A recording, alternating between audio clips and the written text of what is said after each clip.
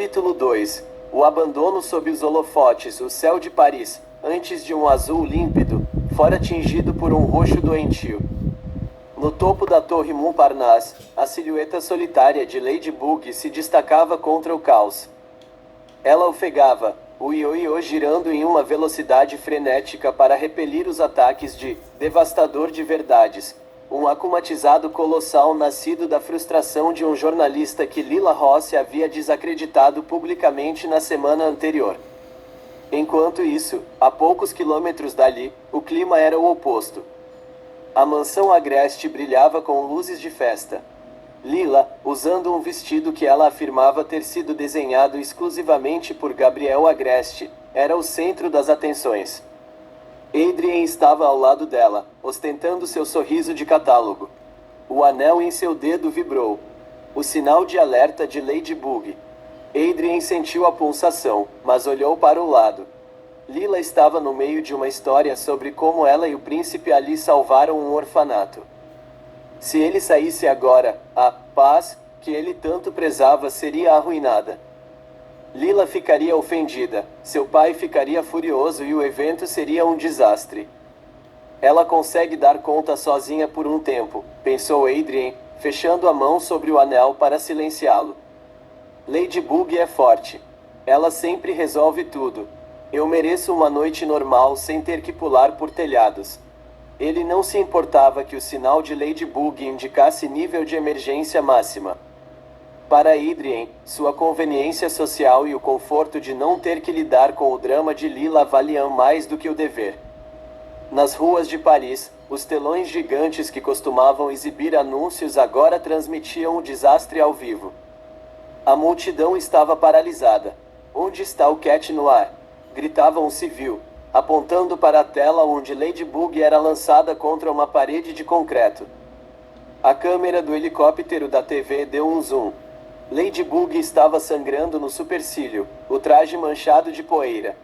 Ela parecia tão pequena, tão vulnerável diante do monstro de 4 metros de altura. Ela está sozinha há 1 hora, exclamou a repórter Nadja Chamak, sua voz trêmula. Paris inteira se pergunta: por que o herói da cidade abandonou sua parceira?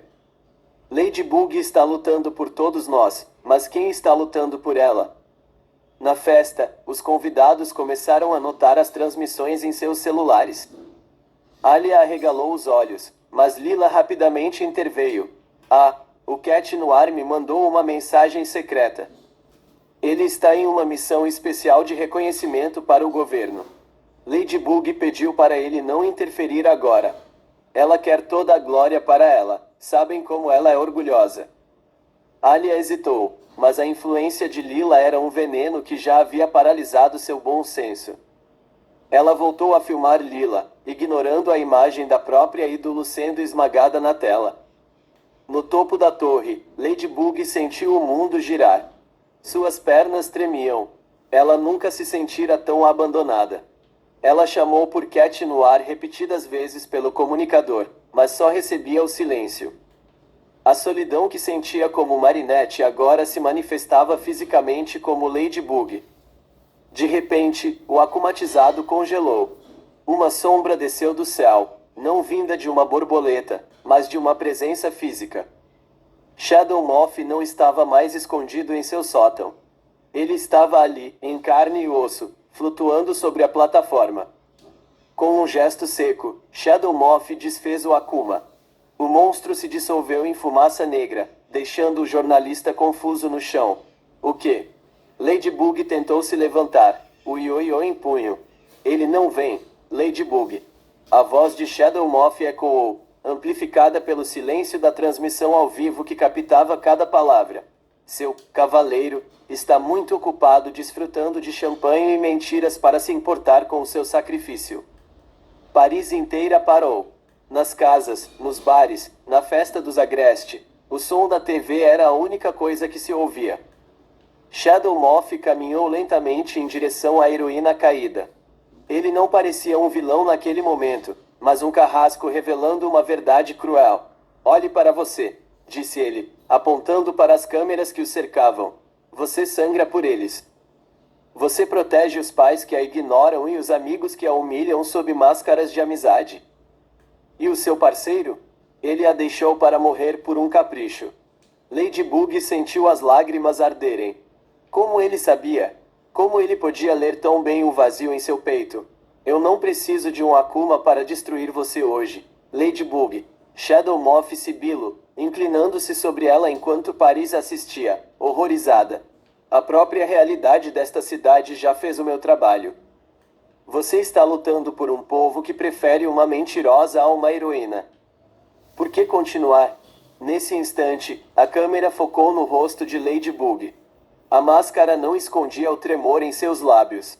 Ela era a guardiã, a esperança de Paris, mas naquele telão, ela parecia apenas uma menina assustada, exatamente do tamanho da pequena Marinette que todos desprezavam na escola. Na festa, Adrien empalideceu. O champanhe em sua mão tremeu. Ele viu a dor nos olhos de Ladybug, uma dor que ele causou por pura negligência. Mas antes que ele pudesse pensar em sair, Lila segurou seu braço com força. Não estrague a festa, Adrien. Ela sussurrou, o olhar frio e calculista. Se você sair agora, todos vão saber que você não se importa comigo. E você não quer que eu fique triste, quer? Adrien olhou para a tela, depois para Lila. E, para o horror silencioso de sua própria consciência, ele ficou. Ele escolheu a si mesmo, de novo. Enquanto isso, em frente às câmeras do mundo todo, Shadow Moth estendeu a mão para o Miraculous de uma Ladybug que parecia não ter mais forças para resistir. O silêncio em Paris era o som de um coração partido em rede nacional. Capítulo 3. O despertar da criação e o preço da verdade. O silêncio sobre a Torre Montparnasse era tão espesso que podia ser cortado com uma lâmina. Shadow Moth estendeu os dedos trêmulos, a centímetros dos brincos de Ladybug. Milhões de pessoas assistiam, presas em um fôlego coletivo, vendo a esperança de Paris prestes a ser arrancada. Mas o que Shadow Moth não entendeu, e o que Paris havia esquecido, é que o poder da criação não nasce da alegria, mas da necessidade de ordem em meio ao caos. Os olhos de Ladybug se abriram. Eles não estavam mais azuis. Eles brilhavam com uma luz branca incandescente, uma pulsação de energia cósmica que fez Shadow Moth recuar. Você disse que eu estou sozinha. A voz de Ladybug não era mais um sussurro. Era uma ressonância que vibrava no ar, mas a criação nunca está sozinha. Ela é tudo o que existe. Ela não lançou o ioiô. Ela apenas fechou o punho. Talismã. A luz explodiu. Não foi apenas um objeto que caiu em suas mãos. O céu de Paris se iluminou quando dezenas, centenas de objetos vermelhos e pretos começaram a se manifestar ao redor dela, flutuando como um exército de ferramentas divinas. O limite havia sido quebrado. O trauma, o abandono e a dor de Marinette haviam forçado o Miraculous a evoluir para sua forma absoluta, a criação infinita. A dança da destruição. O que se seguiu foi a luta mais violenta já registrada na história da humanidade. Ladybug não lutava mais como uma adolescente. Ela se movia como uma força da natureza. Shadow Moth tentou reagir, invocando o poder do pavão para criar sentimonstros defensivos, mas Ladybug os atravessava como se fossem feitos de papel. Ela usava os talismãs infinitos de forma brutal. Um escudo para esmagar a guarda dele, uma corda para prendê-lo, uma marreta para quebrar a plataforma abaixo de seus pés. Não havia gritos de justiça, apenas o som seco de impactos e o metal retorcido.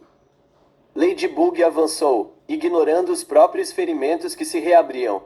Ela atingiu o vilão com uma sequência de golpes que o jogou contra o mastro da antena. A transmissão ao vivo captava tudo. A fúria cega de uma heroína que havia sido levada ao seu limite absoluto. Ladybug agarrou o pescoço de Shadow Moth com uma mão, enquanto a outra, brilhando com energia pura, avançou contra o peito dele. Com um puxão violento, ela arrancou o broche do pavão. Com o outro, rasgou o Miraculous da borboleta de seu pescoço. A transformação de Shadow Moth colapsou instantaneamente em um clarão de luz roxa. O véu rasgado. O mundo parou. Na mansão agreste, Adrien deixou a taça cair.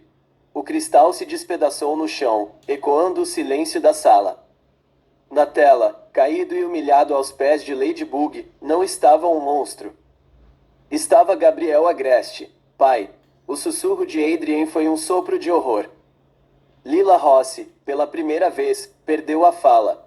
A máscara de perfeição que ela construiu desabou enquanto a câmera focava no rosto do maior estilista do mundo, agora revelado como o terrorista que assombrava Paris. Mas Ladybug não tinha terminado.